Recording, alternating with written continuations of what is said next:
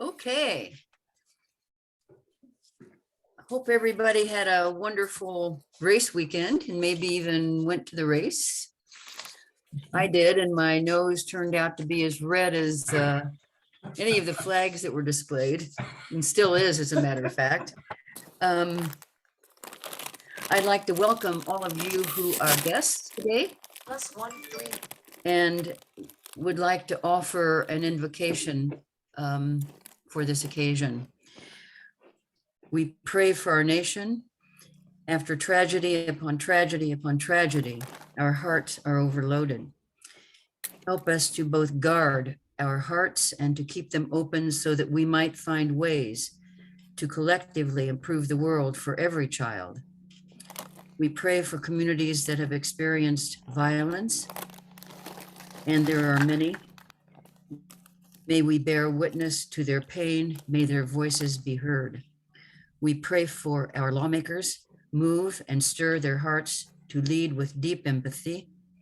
Convict our leaders to prioritize the mental, emotional, and physical well-being of those they serve, including and especially our children. To start off, I would like to appreciate all of our members, especially those who are celebrating anniversaries. Abe Lincoln Committee member John Reddington, 18 years. George Wild with Gelzer, who does such a wonderful job with our foundation investments, 11 years. Colts owner Jim Irsay, 38 years. And the all-time winner, Bob Baxter, 64 years. Bob has pioneered so many initiatives with our foundation at Riley Hospital for Children, including the Magic Castle Cart. Thanks to all of you. The Indiana High School Sports Awards is this coming Sunday, June 5 at Clues Hall on the Butler campus. General admission tickets for the 7:30 p.m. Performance are available for $30. Kiwanis, downtown Kiwanis, as a sponsor of the event, is presenting the Marion County Female Athlete Award and $3,500 scholarship to Carol Ludington, a Lawrence North standout in cross country, track, and swimming, who will be attending Marquette in the fall. Since our convention is in Indianapolis next week, we have no regular Thursday meeting, but there is an opportunity for you to attend the Indiana District of Kiwanis House of Delegates on Friday, June 10th, from 7 to 9 in the morning at the Convention Center. You don't need to be registered, by the way, for the convention itself in order to attend the breakfast. So this is a great way to connect with other Kiwanians. Two other important save the dates for your calendar. The annual Past Presidents meeting is on Friday, August 19, to select our annual award recipients, and the Kiwanis Foundation Golf Outing is scheduled for Monday, September 19 at Eagle Creek. Trina, do we have Trina? We do. Thanks. Thank you, Carol. Just a quick reminder of the program incentive that we have going on. For every guest that you bring through September 29th through the end of the Kiwanis year, you'll be entered into a drawing for an incredible Butler Prize package that includes a tour of Hinkle from none other than Graham Honecker, who knows everything about the building and every game that has been played in there. A couple of upcoming programs that I want to call your attention to. We've been incredibly fortunate to have great speakers on the caliber of Ellen Stein, who's going to be here, or who will be speaking to us today. So I encourage you to continue coming to the Thursday meetings, bring friends, bring folks from your network that would benefit from these. As Carol said, no meeting next week because of the KI convention in town. June 16th, we'll have Julie Locke, who's the commissioner of the Horizon League. June 23rd, please mark your calendars. We're taking a field trip over to 16 Tech to see their new facility. it's a really great opportunity to get boots on the ground, not just hear the stories, but stand in their space. June 30th, bring your grandkids, kids, neighbors, all of that. Jennifer Pace Robinson will be visiting us from the Children's Museum, talking about their Dinosphere exhibit. And then I'm super excited, July 7th, Bill Brooks, who is the longtime editor and publisher of the Urban Times, will be here to speak to us. He can talk how publishing has changed, how downtown has changed, and so many stories. He said he's going to talk off the cuff. He welcomes questions. We have a long list of speakers through September, so please check them all out. They're all listed on the indykiwanis.org website. Back to you, Carol. Hey, thanks, Trina. We have now Graham, who will introduce our wonderful speaker, Mr. Alan Stein. Graham? Yeah, good afternoon, everybody. It is a real honor to introduce Alan. I've gotten to know him virtually. At some point, we're going to meet in person when I come to DC. And just have grown to have just a tremendous amount of respect for what he does, his career. I'm going to read you his formal biography here. I've read it all. We spent about 20 minutes into the meeting, and I want him to be the one really speaking about his expertise. But pull it up here. Alan Stein Jr. is an experienced keynote speaker and author, performance coach with a passion for helping others change behaviors. He's spent 15 plus years working with the highest performing basketball players on the planet, including Kevin Durant, the late Kobe Bryant. I think he's the one who really taught Steph Curry how to shoot the ball. That's not on his bio, but that's my guess.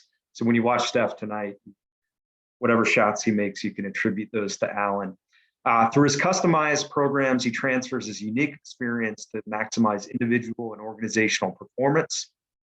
He's a storyteller who delivers practical, actionable lessons that can be implemented immediately, teaches proven principles on how to utilize the same approaches in business that elite athletes use to perform at a world-class level. We're going to talk about that today. Clients have included American Express, Pepsi, Starbucks, Charles Schwab, Penn State football. And during our time today, I'm going to ask Trina to be promoting his books. He's written 2 of them through the chat. So let's make sure to support those via the links that Trina shares. And I gifted his first book, Raise Your Game, to the Kiwanis board. So again, if you're looking for a reason to join the board, know that you can get some tangible benefits. So that's in exchange for board service. Alan is a graduate of Elon University, right down the road from where I went, Wake Forest. He resides now in the DC area. So Alan, welcome. We've got a group of great community leaders here who are looking forward to speaking with you. So thank you so much for taking time today. I know you're traveling all over the world with your speaking. I think you might also be training for an Ironman. And so I appreciate you squeezing some time in for us today. Oh my goodness, it's my pleasure. It's great to see you as always, Graham. I still can't believe we haven't met in person. We communicate so frequently. I feel like I know you. And to everyone else, it's lovely to be with you and looking forward to doing the best I can to add as much value to this hour as possible. And certainly appreciate you guys tuning in. Thank you again. So what we're going to do is Alan asked, we're going to do sort of a fireside chat. I'm going to take us through some questions. I didn't send these to Alan in advance, but I know he will be thoroughly prepared. And then Alan, if it's okay with you, we'll open it up to the group toward the end. So love that. First, you have a really fascinating background. You really started as a personal trainer working with the elite of the elite in basketball. And then you transitioned into being an author, which I know how difficult that is. And now you're a keynote speaker imparting these lessons all over the country. Can you take us through your background and how that transition occurred? Most certainly. One thing that wasn't mentioned in my bio is I'm a very amicably divorced father of three. I have 12-year-old twin sons and a 10-year-old daughter. And I actually had a chance to speak at my daughter's career day yesterday to her fourth grade class. And boy, fourth graders are a trip. But I passed on to them what I consider still to this day the best advice that I was ever given. And this will end up answering your question, I promise, Graham. When I was in middle school, a coach told me, he said, Alan, if you find something that you love to do, something you're really passionate about, and you find something you're naturally pretty good at, you know, an area where you have some talent, and you find where those 2 points intersect, that point of intersection is your strength zone. And the more time you can spend investing in your strength zone, not only will you perform at a higher level, but you'll also have so much more joy and fulfillment as well. And I've really, taken that advice to heart for my entire career. And, as a youngster, all the way up through college, that point of intersection for me was as a basketball player. I love the game of basketball more than anything else. I was fairly decent, at least enough to play at Elon University. So that was my intersection. Upon graduating from Elon and realized that I didn't have what it took to play professionally, I decided to get into coaching and training and being a performance coach. But it still met that criteria of an intersection between something I was passionate about, which was then a newfound love for strength and conditioning and fitness and mindset training, along with the ability to communicate and to coach and to mentor. And then after doing that for 15 years is when I decided to make this most recent pivot and leave the basketball training space and pursue a career as a keynote speaker and as an author. And while basketball is still a major pillar of my life, the main thread that keeps all of these things in line is staying in that strength zone. And that was what I shared with the group of fourth graders yesterday. I shared it in a slightly different way because boy, is it hard to hold fourth graders' attention. But, that's really what I use as the epicenter and my guiding light is doing something that I'm very passionate about, which now in this case is being of service to others and doing something that I have a natural affinity for, which is communicating, whether that's through spoken word or written word. And the cool part about that is I don't know where that intersection will lead me 5, 10, 20 years from now. And as you all know, as we gain life experience, as we mature, as we hopefully gain some wisdom along the way, we'll uncover new passions and we'll develop new skill sets. So one of the messages that I want to make sure that we all are constantly thinking about is that point never needs to be static, that we can continue to grow and evolve and work towards self-actualization and pursue different things that interest us. And it doesn't mean we have to do them full time as our vocation.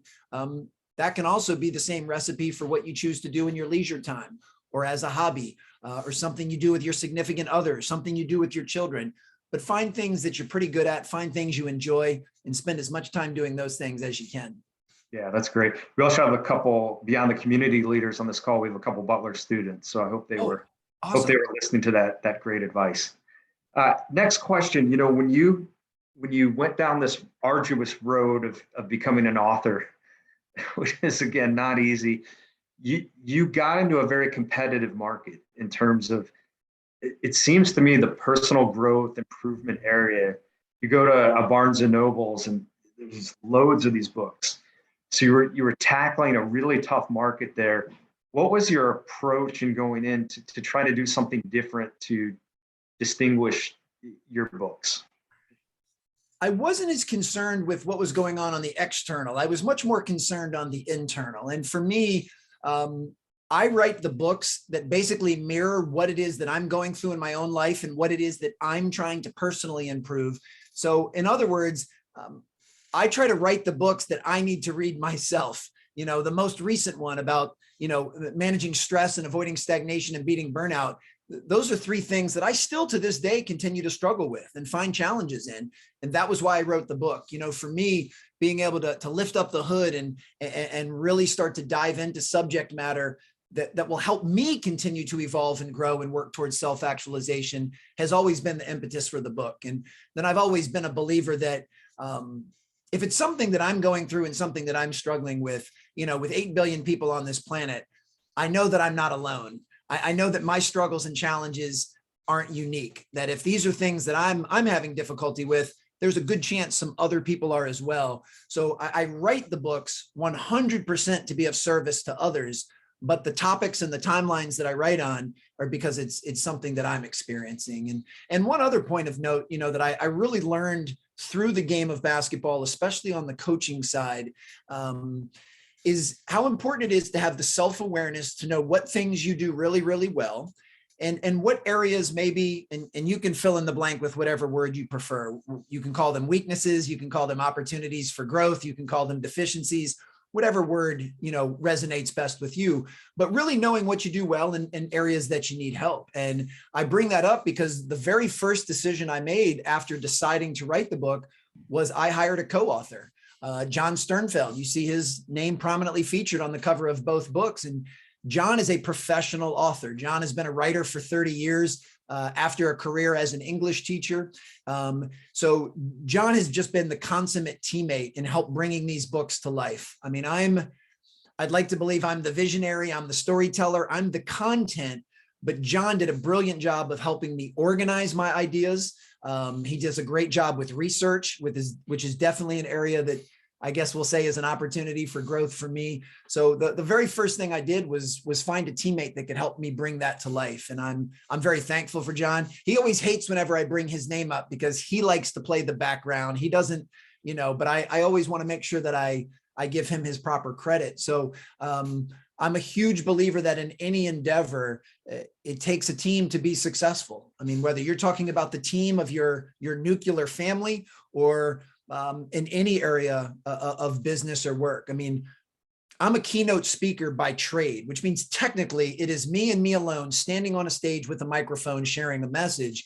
So it could appear, from the outside that is a very solo and singular endeavor, but it's not. I have an entire team of people that help me with my business that allow me to focus on just stepping on stage to deliver a message. I have 4 or 5 people that help in all different areas of my business that allow me to do what it is that I enjoy doing most. So whether it's writing a book or speaking or anything in between, I'm a huge believer in teamwork, in cohesion and collaboration. And that's something I've learned directly from the game of basketball.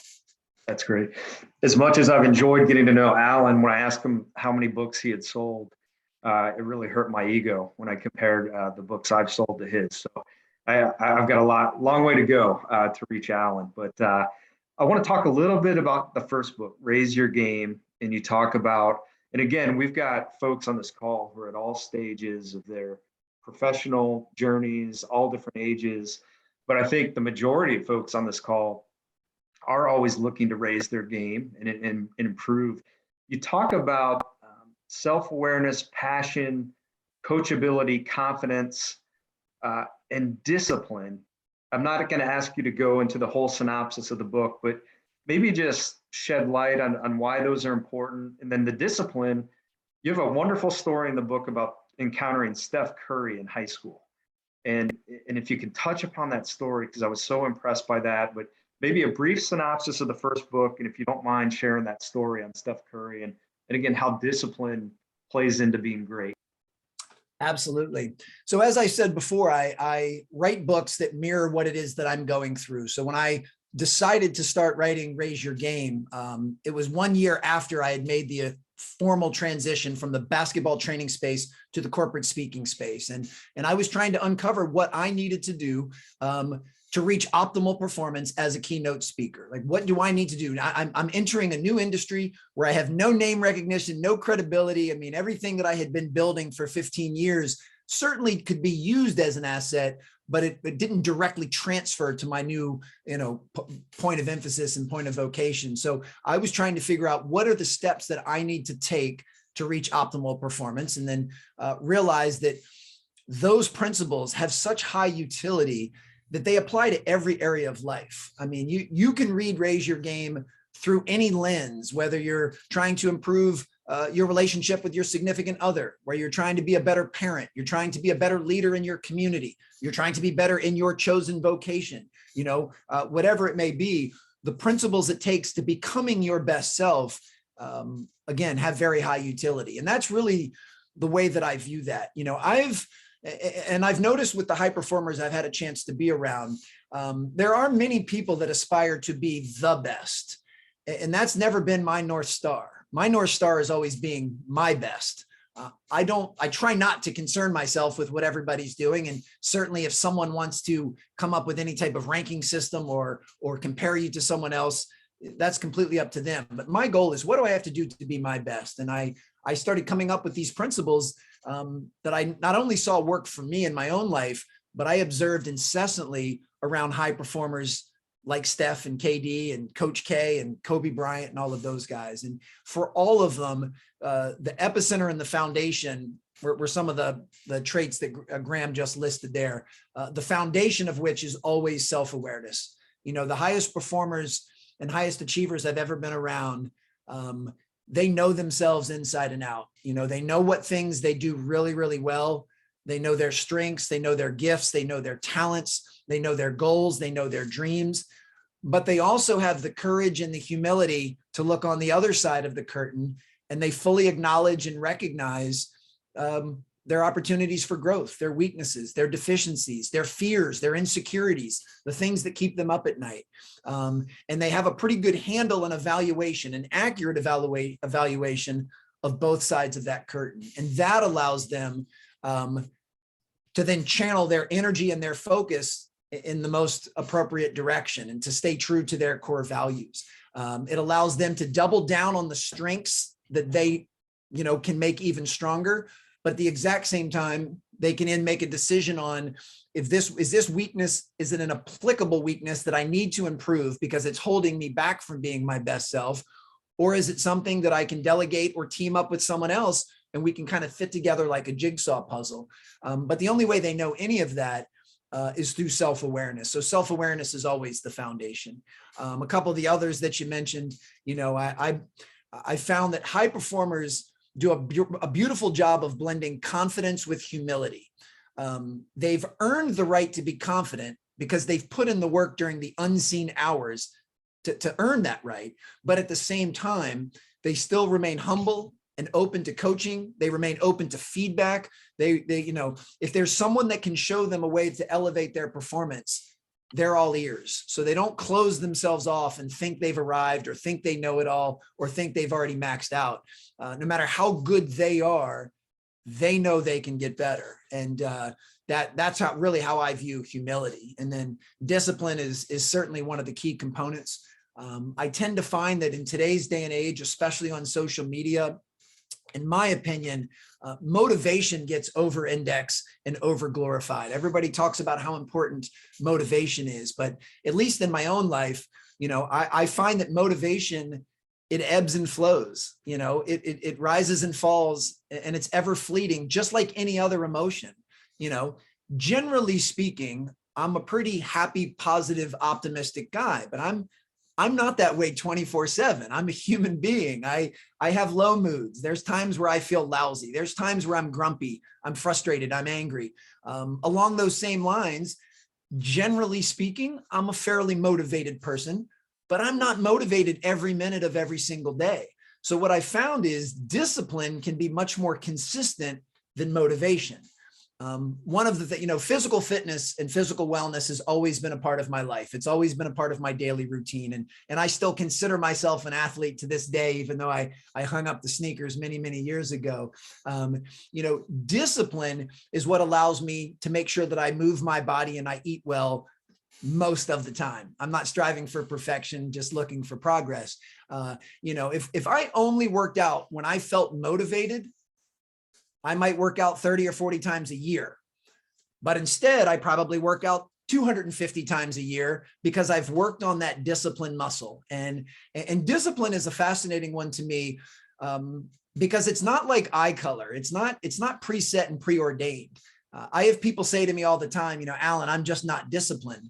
And I let them know that it's not static. You can change that with the very next decision you make in your life. The next decision you make in your life, you have an opportunity to choose the more disciplined route, whether, you know, whatever that may be. So discipline is not static. Discipline is something that we all have the power to exercise at any time that we choose. And generally speaking, like most things, when you start to create a pattern and some consistency of making mostly disciplined decisions, then you start to feel like you are a disciplined person. So for me, discipline plays a big role. And last thing on that, the other piece of advice that I got from that same coach that told me about the intersection of the strength zone said something else that has stuck with me my whole life. He said, Alan, if you're willing to discipline yourself, then others won't need to discipline you.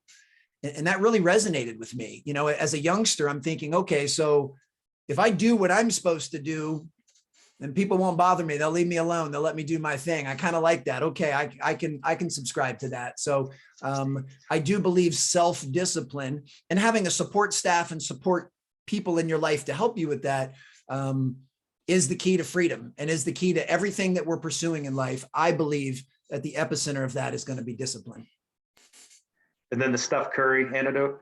Oh, yes, of course. How did I forget that? So in 2007, I had a chance to meet Kobe Bryant for the first time. I got a chance to work the first ever Kobe Bryant Skills Academy. And what Nike did was they were bringing in the top high school and college players from around the country to learn from their signature athletes. And Kobe was certainly the best player in the game at that time. And one of the college counselors that they brought in was Stephen Curry. But this was Stephen Curry before he became the Stephen Curry that everybody else knows. This was when he was still at Davidson. And this was actually the summer before he blew up on the scene in the NCAA tournament. So at this time, you know, he didn't have the resume of the other college counselors. Most of those other college counselors came from the blue bloods, the Dukes and the Kentuckys and UNCs, UCLAs and so forth. And he didn't have the physical stature of them either. I mean, he was in college at the time and he looked like he was 13 years old. I mean, he still has a baby face, but he looked really young. And every single coach basically referred to him as Dell's son. You know, they didn't even really call him by his name. They just knew, you know, Del Curry played in the NBA for 12 years and this is Dell's son.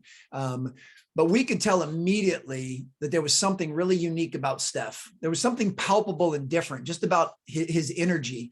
And the most impressive of these traits was at the end of the very first workout, and there were 2 workouts per day for 4 straight days. And these workouts were 2 or 3 hours long. They were very intense, very grueling. It was like an NBA training camp, if you will. At the end of the first workout, Steph tapped me on the shoulder and said, Coach, will you rebound for me? Because I don't leave the gym until I swish 5 free throws in a row. For any of you that have never shot a basketball yourself, just know that, you know, swishing 5 in a row is an incredibly high standard. I mean, a swish by definition is a perfect shot. It doesn't touch the rim. It doesn't touch the backboard. It gets its name from the sound it makes by going nothing but net. And here this young man was, who didn't look like he belonged with everybody else, set a standard for himself that he wasn't going to leave the gym until he made 5 perfect shots in a row. And if memory serves, I don't think it ever took him longer than 12 to 15 minutes to swish 5 in a row. And, you know, I'm a huge believer, and we'll see if he proves that tonight, but I'm a huge believer that Stephen Curry will go down in history as the greatest shooter that the game has ever seen. And I'm here to tell you that's not by accident, and that's not by luck. And that's not even because his dad played in the NBA. It's because he's willing to hold himself to a really, really high standard. And that's another message that is, you know, core to my philosophy. And that is, you know, the standards that you set today in any area of your life will determine who you're going to be tomorrow. So let's make sure we choose wisely. Yeah. As an aside, Steph's college coach, Bob McKillop, is a friend of mine. And I went down to a Davidson game in January, and he's an amazing guy. And 2 weeks after I went down to the game, he sent me a couple Davidson shirts, and he knows that I play pickup ball, or at least I'm out there on the court. And he said, I hope these help you shoot like Steph. And unfortunately, that hasn't occurred. Yeah. Oh, that's too funny. Yeah. Coach McKillop is absolutely remarkable. I unfortunately have never had a chance to spend a lot of time with him. I've met him in passing a couple of times, but everything I've ever heard or read about him, and certainly the work you've done on him is remarkable. He's the real deal. Okay, so I want to transition to sustain your game. And I believe you were writing this during the pandemic. And I think this is applicable for everyone on this call. And I want to read some statistics from your book here. we ultimately learned through the pandemic that 34% of workers considered themselves burned out or overworked. Overworked. 77% of workers felt burned out during the pandemic. Fewer than 16% of companies in this country have a program that helps employees deal with stress. And 40% of the US population believes work-life balance is unattainable. Couple things on this one. I really like this book because, and correct me if I'm wrong, it seems 90% of books on personal growth, self-improvement are how you get there, but very few are how you stay there.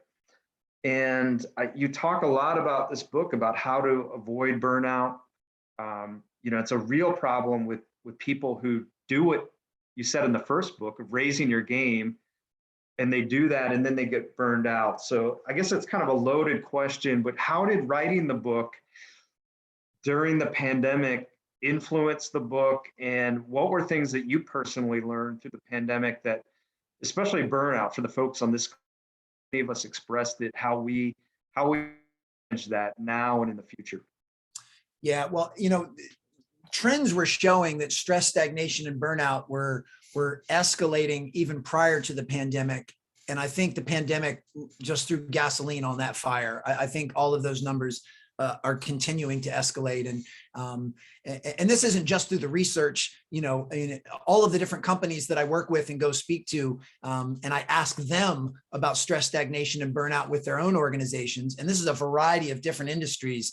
I'm really seeing that trend there. And, of all of those things, I'm hoping that one that says 16% of companies have some type of program in place to combat these things. I sure hope we see that start to go up. And I think if that starts to go up, then the other numbers will, correlate and start to go down as well. A few different thoughts. One, and I certainly I don't want to imply that I have reached the proverbial mountaintop in my own performance as far as reaching rate. I'll never be done raising my game, but I did start to notice that to have some longevity in any area of life requires some different approaches. And this seed was first planted when I was working with some NBA players, and I had a chance to work at this camp called the NBA Top 100 Camp, where again, they were bringing in the top high school players to be mentored by NBA players. And they shared an alarming statistic. I don't know if it's changed since then. It's been about a decade, but at that time, the average NBA career was 3.5 years. And one of the things they would talk to all of the rookies about, and this really hit home with me, was, and one of the players said it, and he said it with a smile and certainly some empathy. He said, all right, you just got drafted. You are now a rookie in the NBA. I know you've been working your entire life to get here, and you've just achieved, arguably your biggest goal, your North Star. And I'm here to tell you that was the easy part. The hard part is staying in the NBA. And he said it with a smile, because obviously making it to the NBA is no easy feat. But compared to staying in the NBA, he might actually have, might have a point there. And that's what first piqued my interest in, once you've reached a certain level, what are the things that you need to do to continue to sustain and maintain high performance and excellence along the way? Which, of course, when you think that the average career is 3.5 years, that makes what, LeBron James is doing at present even more remarkable. I mean, you're talking about someone that's been playing for 2 decades now. I mean, LeBron has spent more of his life in the NBA than he spent out of the NBA, which is just remarkable. But when I started to uncover, okay, what are the things that could potentially derail someone not only sustaining performance, but what are the things that derail our enjoyment and fulfillment in what it is that we do?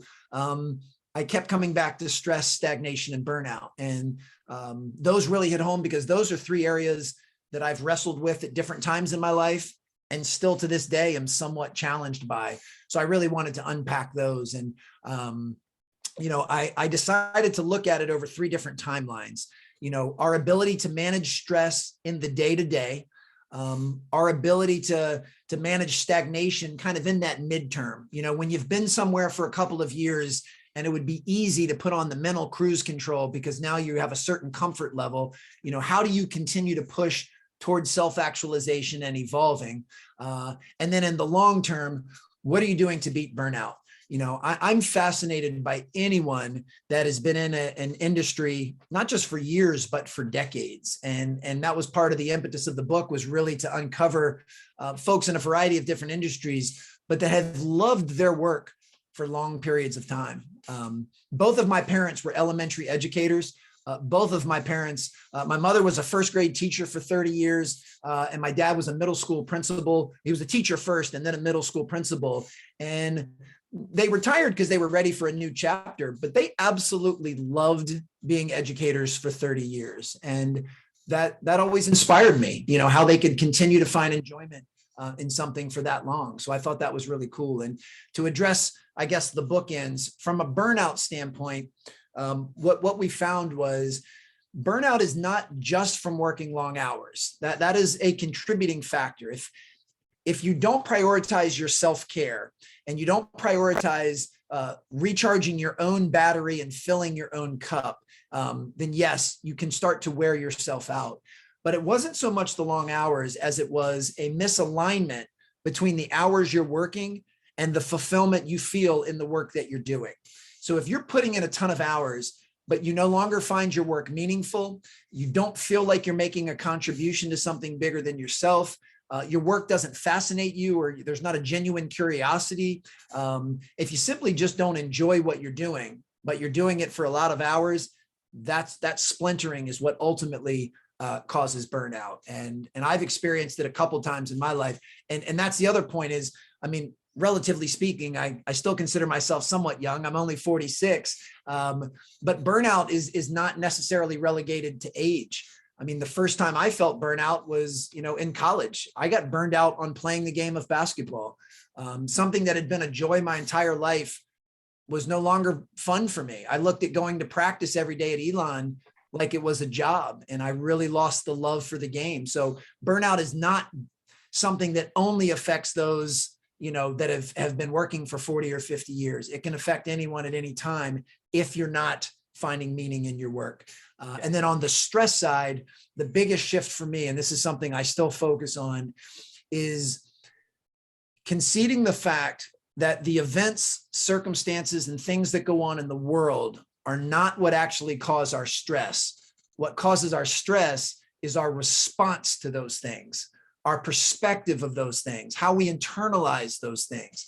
You know, whatever's going on in the world is just what's going on in the world, but how you internalize them and how you approach them is what ultimately will raise or lower your stress. And the last thing I'll say on that, because I know this was a mouthful as well, and just so you guys don't think I live in some type of fantasy land, I'm certainly not implying that the things that go on in the world are to your liking. I'm not implying they're your preference. I'm not even implying that everything that happens in the world is good. I mean, we're all aware of recent tragedies that have happened. But what I'm saying is those things directly don't cause our stress. It's how we choose to respond to them and how we choose to view them that does. And I actually find that mindset incredibly liberating and empowering because it gives me the power back. It says it doesn't matter what happens around me. I get to choose how to respond, and I'm going to be very thoughtful in my responses. So hopefully they move me forward and move me towards the person that I'm aiming to become, which means I'm not a puppet to or a victim of what goes on in the world around me. And again, I cannot stress enough, I do not say that with a calloused heart. I know there's some massive challenges, struggles, and adversities going on all around us, but each of us gets to choose how to respond to those things. And I just want you all to choose thoughtfully and choose in ways that are in your best interest to move you forward. Yeah, great advice, especially in recent weeks. So one last thing on, you know, raising your game. We're all trying to do that. And then we're all trying to stay at the top. I think one of the challenges, and I'm going to ask you a question here in a minute that may sound crazy, Sure, is you get to the top and you find that's not enough. You know, you want more and more and more. And a guy that I think about who, this pains me to say because I grew up a Detroit Pistons fan, but probably the greatest player of all time, arguably, is Michael Jordan. My question for you, I don't think he's ever been happy. And I say it, you know, if those of you who watched the documentary, The Last Dance, I don't even know what one of them, not really sure. It has to do with the community survey, but I'm not really sure. Oh, there we go. Okay.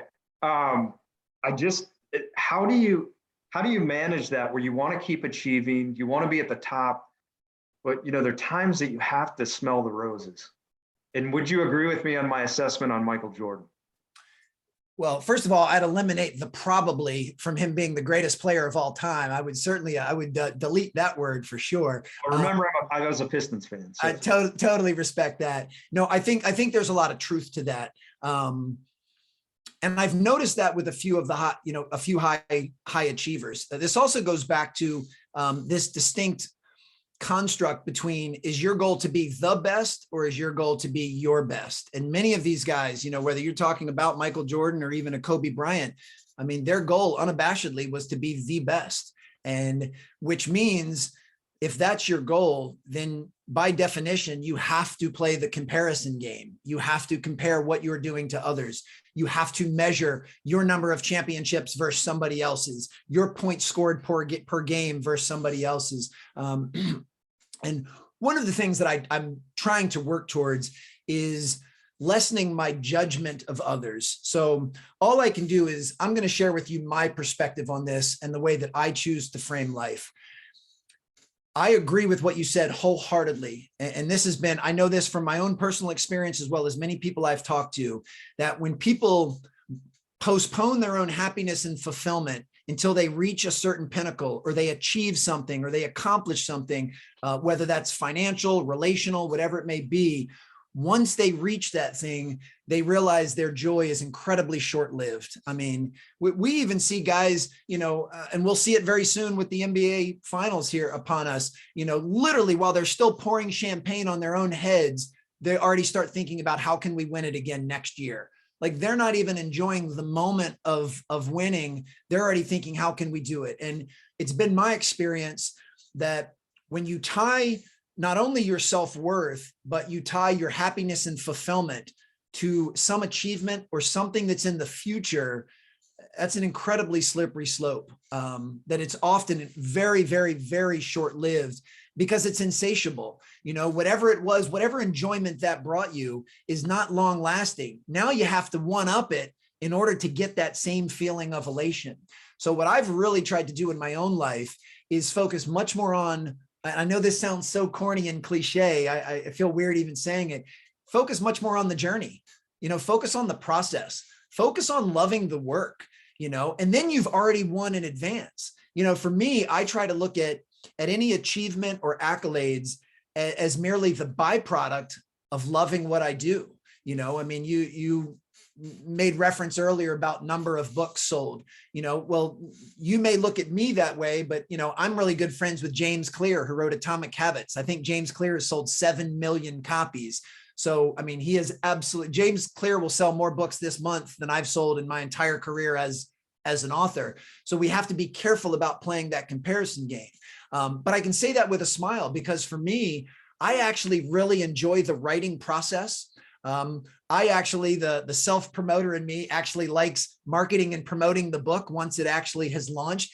I actually enjoy that. So in my mind, regardless of how many books I sell, I've already won because I'm doing something that brings me enjoyment. I'm doing something that I consider meaningful. I'm doing something that I hope is adding value to other people's lives. So whatever number of books I sell is just as a byproduct of that. Now, again, I have my own preferences. I would prefer to be a New York Times bestseller over not. I would prefer to sell 1 million copies over selling 10,000 copies. Those are simply preferences, but I don't allow my preferences to dictate how I feel about myself. And I don't let my preferences dictate my sense of self-worth and self-belief and self-confidence. So I think if you believe that some type of external validation or external metric, whether that's money in your bank account, the home you have, the car you drive, the spouse you've married, where your kids go to school, if you look at any of those things as the source of your enjoyment, fulfillment, and self-worth, I just think you're going to have a tough road because those things are going to ebb and flow. And the problem with that mindset, and I had this mindset for most of my life, so I can speak as a recent convert. If you only feel good about yourself when you reach your goals and you achieve, then when you don't, you feel lousy about yourself. And I find that's a roller coaster that I just simply don't want to be on. I mean, life's too short. And to the best of my knowledge, we only get one go at this thing. And I don't want to spend half of that time feeling lousy. I'm also a believer that if you set your goals appropriately, you maybe only reach half of them. I mean, if you're hitting every single one of your goals, you're probably not aiming high enough. If you don't reach any of your goals, you're probably delusional and setting them way too high. So if you're kind of hitting every other goal, well, that means half the time you feel good and half the time you feel lousy. And I personally, I just don't want to be on that roller coaster. Yeah. Good advice for me as my new book comes out. And I've just been lucky. My mom's bought a lot of these books, so I at least can feel good about that. Okay, what we're going to do before I turn it over to the audience, we're going to do a lightning round. So Awesome. I'm going to ask you about a couple of the players you've worked with and a couple of coaches that you've worked with. Try to keep it to 30 seconds because I want to get through a couple of these. One thing that we can take from these individuals that we can apply to our own careers or lives. Does that make sense? Absolutely. And I'm looking at your wall of fame, which makes it easier. I'm hoping to get up there someday. Kobe Bryant, what can we take from Kobe? Kobe taught me something that changed my life forever. He said, the best never get bored with the basics. And ever since he told me that, I've had a much stronger appreciation for the fundamentals. Okay. Chris Paul happens to be a Wake Forest graduate. Oh, I love Chris Paul. Chris Paul has integrated his family into his life better than anyone I've ever seen. He's an incredibly present father. He's an amazing brother, a great husband, a great son. And I worked his camp for 6 or 7 straight years. And his family was a massive part of every single thing that he did. Awesome. Kevin Durant. Boy, Kevin, I met Kevin when he was a spindly little teenager at 15 years old. And Kevin showed me that in order to get somewhere you want to go, you have to do some things that you haven't done before. And you have to always stay open to trying new things and to being coachable and to being humble. Now, you've also, thank you, these are great. You've also worked with a lot of phenomenal coaches, some of the best that have ever coached the game. So same premise, what can we learn from them? We'll start with Coach K. Coach K was the one that came up with the concept of next play. And I read that in his book, Leading with the Heart. But then I actually saw that put into practice with Mike Jones, who was the coach at DeMatha, who would say next play 100 times during the game. And the whole concept of next play is don't worry about what just happened. Refocus your lens on what's about to happen right now. So next play I say that to myself probably 20 times a day. Awesome. Mark Few from Gonzaga. Oh, huge fan of Coach Few. I had a chance to be his assistant coach at a USA basketball fantasy camp. And I asked him why he chose to stay at Gonzaga as opposed to going to one of the more traditional blue bloods. And his answer was, I love it here. I love the community here. My family loves it here.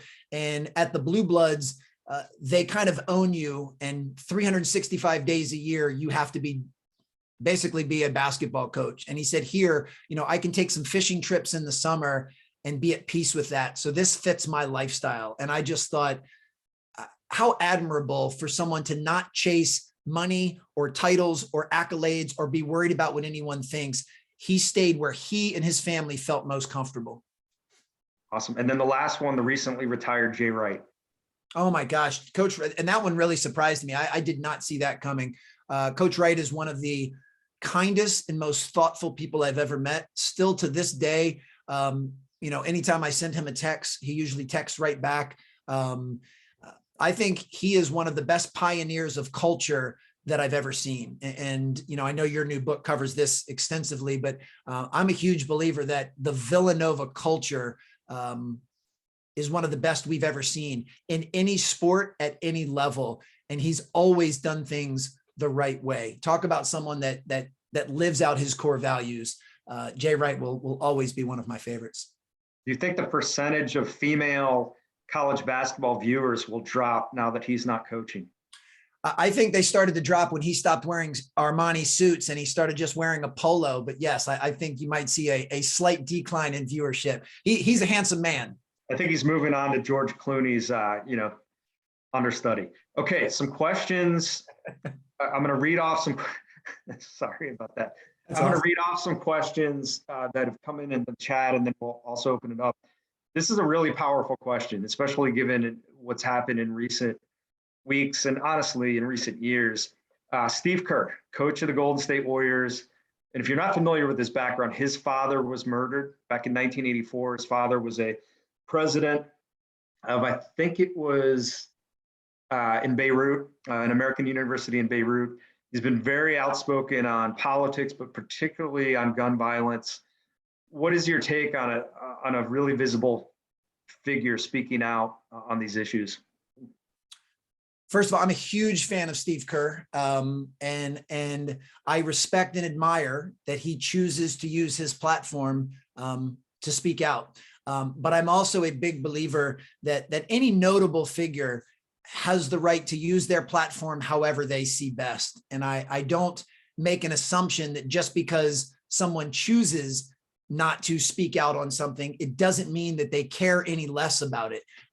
You know, the social media world in particular is a really tricky one to navigate. So I applaud anyone that wants to be very outspoken about their views and beliefs and do their best to help. But I also understand that some folks choose not to do that. And because I know some of those folks and I know their character and I know them behind the scenes, I know for a fact that doesn't mean that it affects them any less or that they care any less or that they don't have strong opinions. Everyone needs to kind of navigate this landscape however they see fit. But I know that anytime something of note happens, especially when it comes to gun violence, Steve Kerr is going to be one of the first to the microphones. And I do find him to be a very genuine, authentic, and thoughtful person, which I just love to see as part of humanity, regardless of the fact he's a great coach. Yep. We have another question from Nancy, who I know enjoyed your book because she served on the board and got one. The language we use has such an effect on us internally. Use the word preference instead of saying, I get to do X. Do you have any other words to reframe our negative thoughts? What's fascinating about the English language, and it's the only language I speak, so I would assume this may be true in some other languages as well, is there is an emotional connotation with every single word in the English language. Words make us feel something, and words can make us feel different things. You know, I could list some words now, and each one of us on this call, that word might evoke a different feeling or a different emotion. You know, one of the best examples, people ask me, do I get nervous before I'm on stage and speak? And I say, no, I don't get nervous. I get excited.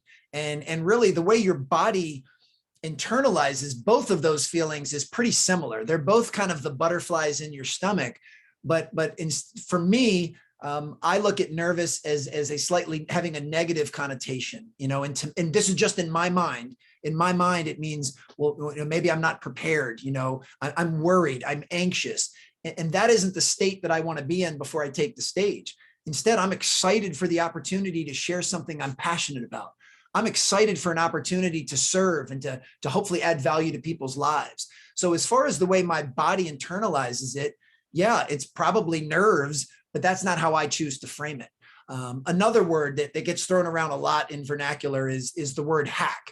People are always looking for a hack, which to me, I don't like the word hack. The word hack implies, in my mind, connotation, a shortcut, you know, a quicker way, an easier route. So that's just it. But I also know a lot of folks in my space, many of which are really, really good friends of mine.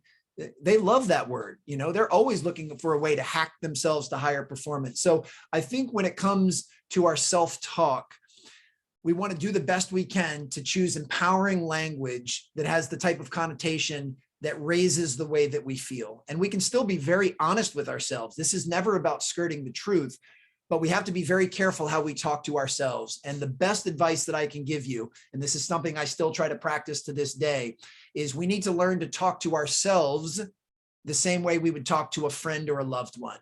You know, if Graham, if you called me up tonight and said, Alan, man, I just had the roughest day, you know, and you listed off 3 or 4 things that didn't go right today, ranging from trivial to maybe something pretty catastrophic.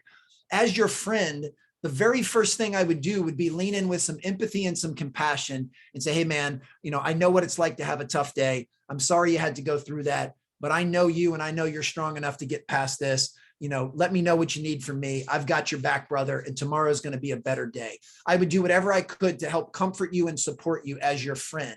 And we need to learn to talk to ourselves that way. So when I have a bad day or a rough day, I need to talk to myself the same way that I would talk to Graham if he had a rough day.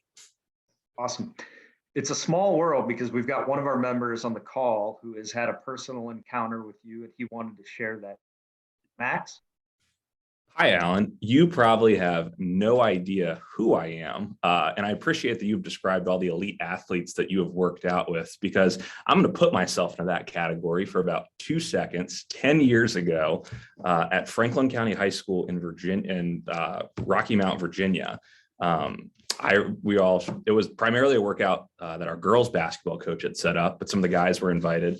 So me and a couple of my teammates showed up, and I just have not forgotten that workout, have read the books, and just wanted to say thank you for being here. And it's a very full circle moment.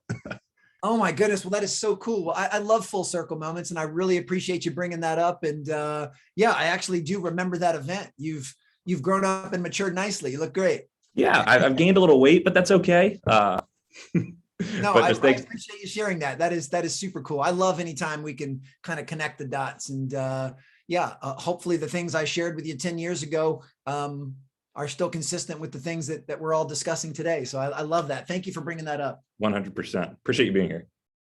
Couple more questions we have time for. Yeah. Greg, awesome. You guys are doing great. Put your questions in the chat. Greg Silver definitely would ask a Butler question. He asked, what do you think of Thad Matta returning to Butler? I actually got to know Thad fairly well. I got to know him a little better when he was at Ohio State, but so I worked at 2 different high schools in the Washington, D.C. area. I spent 7 years at Montrose Christian, which is where Kevin Durant graduated from. And I spent 6 years at DeMatha Catholic High School. Victor Oladipo is one of the more recent notable alums there. So in my 13 years working at those 2 high schools, just about every single college coach you can think of came through our gyms at some point during the spring and summer to recruit a player. So I got to meet Thad several times and always thought the world of him. So I think he's going to do a terrific job. Awesome. One last question here.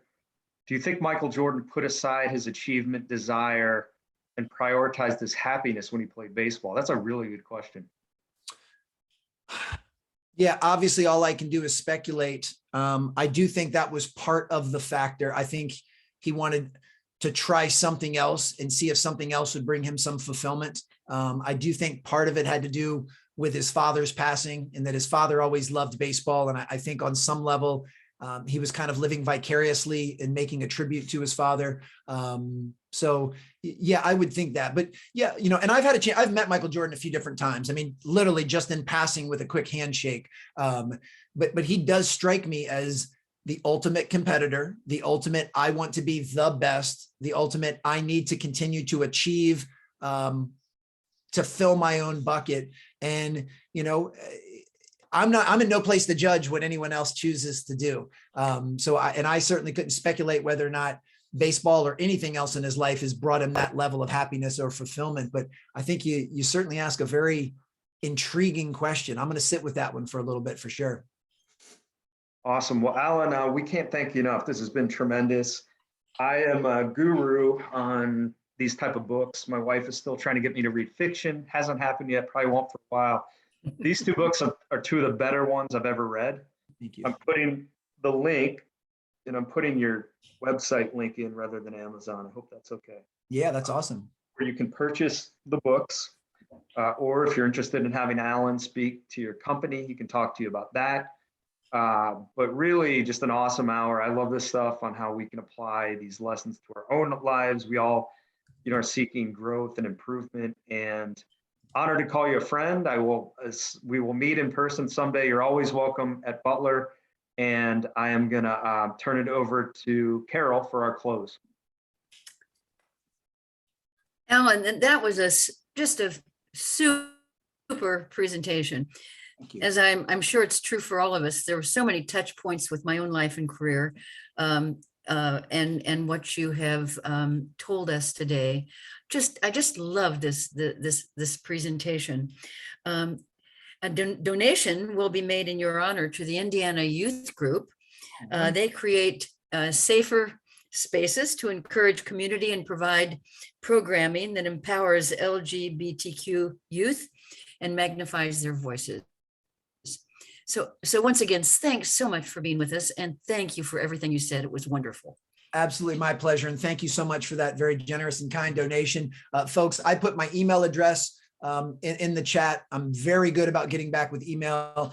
If any of you had a question that we didn't get a chance to address, just cut and paste it or shoot me an email. Or if there's anything I can ever do to be of service to any of you, just shoot me an email as well. It'd be my honor to do it.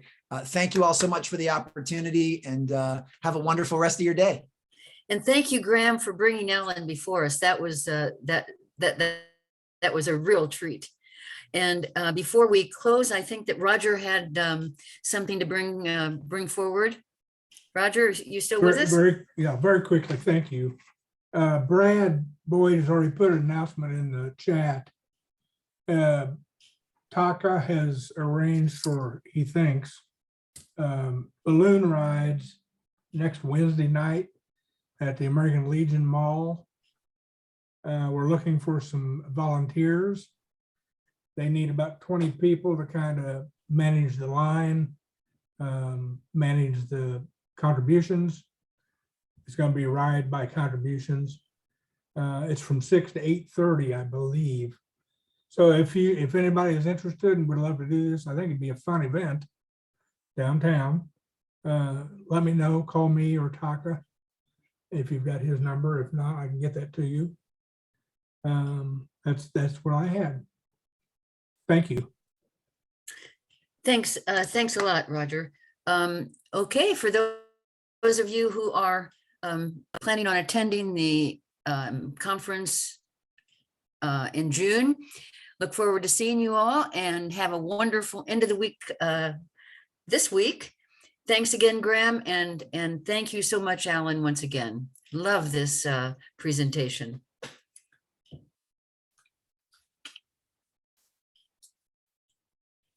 Kelly, do you have a minute after we're closed?